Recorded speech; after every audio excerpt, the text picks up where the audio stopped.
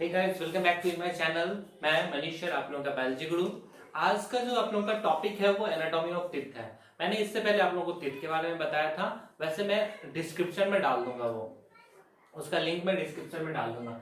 आज का जो आपका टॉपिक है वो है एनाटॉमी ऑफ टीथ, और इसके बारे में आज हम लोग जानेंगे कि टीथ का एनाटॉमी क्या होता है। आज हम टीथ को सेक्शनली कट करके आप लोगों को बताने वाले हैं। ठीक है, जैसा कि आप इस फिगर में देख सकते हैं, ये एक सेक्शनली व्यू है। इसमें आज मैं आप लोगों को बताऊंगा कि कौन से पार्ट को क्या कहते हैं और उस पार्ट का क्या मतलब होता है, उसके क्या फंक्शंस हैं, उसका क्या मतलब होता है। तो आप लोग भी खुद से अपने टीथ का केयर कर सकते हो। जी हाँ, बिल्कुल। जैसा कि इनामल इनामल क्या होता है? तो इनामल एक हार्ड सरफेस होता है। ठीक है, the outer most layer is called enamel. Outer most layer is called enamel. ठीक है, चलिए, ये तो क्लियर हो गया। आउटर मोस्ट लेयर को हम क्या कहेंगे? इनामल कहेंगे। ठीक, उसके बाद आता है डेंटाइन। डेंटाइन क्या होता है? The pulp cavity is surrounded. ये जो पल्प कैविटी होता है वो क्या होता है? तो घेर के रखता है किस चीज को? तो ये hard layer of by a layer of hard ivory like substance is called dentine. देखिए, यहां पे जो ये वर्ड यूज किया है इवोनी, इसका मतलब होता है मैं यहां पे लिख देता हूं।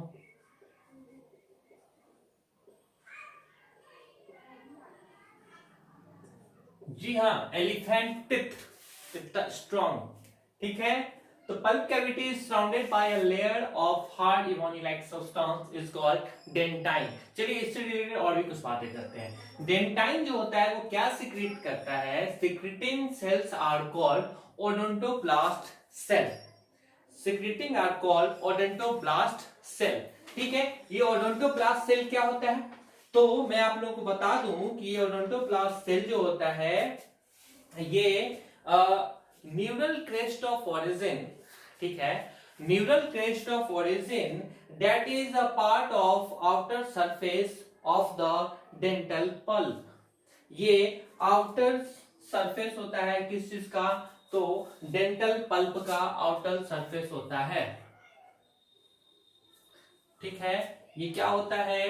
तो आउटर सरफेस ऑफ क्या? तो डेंटल पल्प। ठीक है, चलिए अब हम आप लोगों को बताते हैं कि पल्प कैविटी क्या होता है। पल्प कैविटी जो होता है, the fixation of teeth with in the socket occur with the help of thick bundles of collagen fibre, जो कि कवरिंग करता है क्या चीज? तो सीमेंट लेयर को। ये लेयर जो होता है वो क्या करता है? तो कोलेजन फाइबर होता है, जिसको हम फाइनली क्या कहते हैं? तो उसको हम फाइनली कहते हैं पेरिडोंटल मेम्ब्रेन या फिर पेरिडोंटल लिगामेंट। हम आपको बता दें कि ये पेरिडोंटल मेम्ब्रेन और पेरिडोंटल लिगामेंट जो होता है ये क्या करता है? तो ये एक फ्लैसिड टिश्यू होता है, flaccid tissue between tooth and tooth socket. Flaccid tissue tooth and tooth socket के बीच में ये क्या करता है? तो होल्ड करके रखता है। ठीक है, ये क्या करके रखता है? तो होल्ड करके रखता है, होल्ड, ताकि वो अपने प्लेस पे बरकरार रहे। चलिए, ठीक है, उसी में एक पॉइंट और आता है, the collagen fibre are called called Sharpey's fibre. ठीक है, तो शार्पीज फाइबर क्या होता है? तो शार्पीज फाइबर जो होता है वो क्या होता है? मैट्रिक्स ऑफ कनेक्टिव टिश्यू, जो एनकरेज का काम करता है। ठीक है, मैट्रिक्स ऑफ कनेक्टिव टिश्यू, जो कि एनकरेज का काम करता है। मैट्रिक्स ऑफ,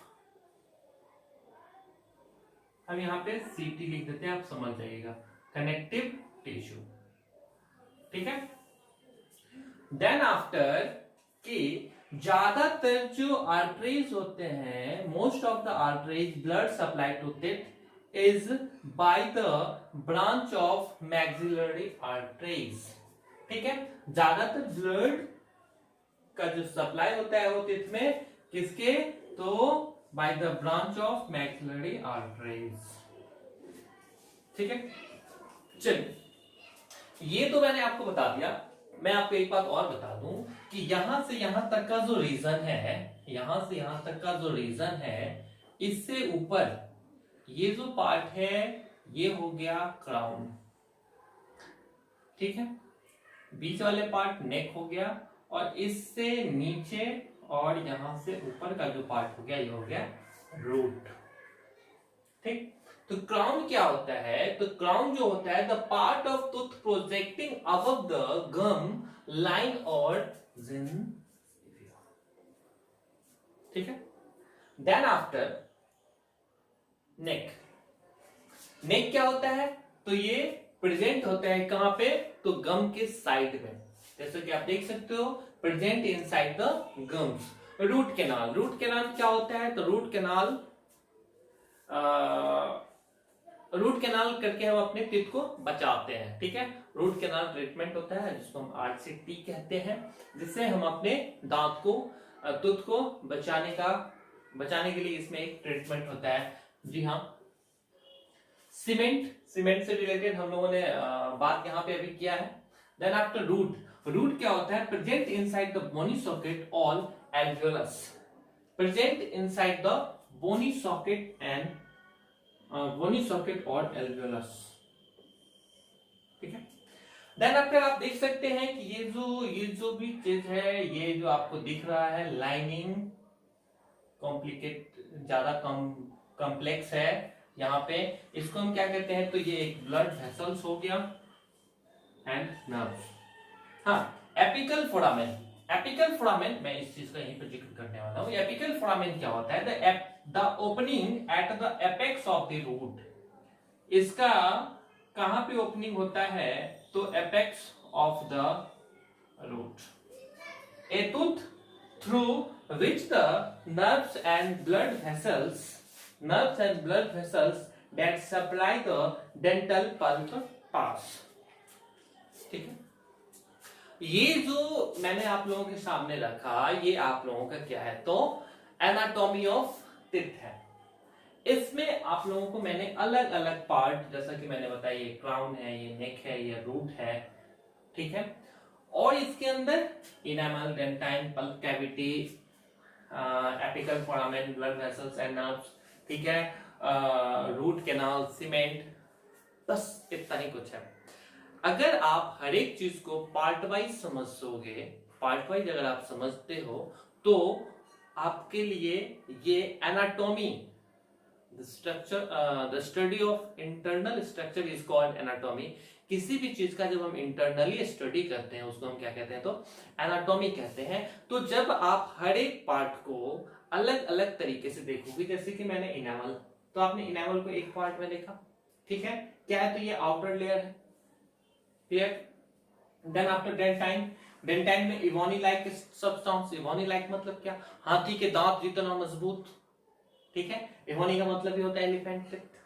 ठीक है, तो अगर आप हर एक चीज को पार्ट वाइज देख रहे हो, जैसे कि इनेमल को डेंटाइन से, इसका कनेक्शन इससे, इसका इससे, इसका इससे, इसका इससे, इसका इससे, मतलब all parts are attached to each other. आप देख सकते हो, ये आप लोगों का एनाटॉमी ऑफ टिथ हुआ। इसको आप समझ लो। जहां कोई प्रॉब्लम आए आप कमेंट सेक्शन में जाकर कमेंट करें। मेरे इस वीडियो को ज्यादा से ज्यादा लाइक करें, शेयर करें, और मेरे चैनल को आप तक अभी तक नहीं सब्सक्राइब किया तो चैनल को सब्सक्राइब करें, क्योंकि मैं आप लोगों के सामने लेटेस्ट CBSE बिहार बोर्ड के अपडेट के साथ साथ इंटरेस्टिंग टॉपिक पे इंटरेस्टिंग तरीके से मैं आप लोगों को बताऊंगा, पढ़ाऊंगा। कोई टेंशन लेने की बात नहीं है। क्योंकि मेरे पढ़ाने का तरीका बिल्कुल अलग है, वहां पे टेंशन का कोई सवाल ही नहीं उठता। क्योंकि आप देख सकते हो मैं कितने स्मूथली किसी भी चीजों को लेता हूं। क्यों टेंशन लूं? कुछ लोग होते हैं कि एक टॉपिक लिखे उस पर एकदम धड़ाधड़ धड़ाधड़ धड़ाधड़ बोले जा रहे हैं, उसे कोई फर्क ही नहीं पड़ता कि सामने वाले स्टूडेंट समझ में आया भी या नहीं। उसका सीक्वेंस क्या है उन्हें कोई फर्क नहीं पड़ता। उन्हें सिर्फ और सिर्फ अपना परिचय देना होता है अपने स्पीकिंग के माध्यम से। सो आप लोग हमारे साथ बने रहें। नेक्स्ट जो आप लोगों का टॉपिक होगा उसमें हम आप लोगों को डेंटल फार्मूला के बारे में बताऊंगा, जिसमें ह्यूमन के साथ साथ और भी अलग अलग मैमल्स एनिमल्स के बारे में आप लोगों को मैं बताऊंगा। ठीक है, thanks for watching my video.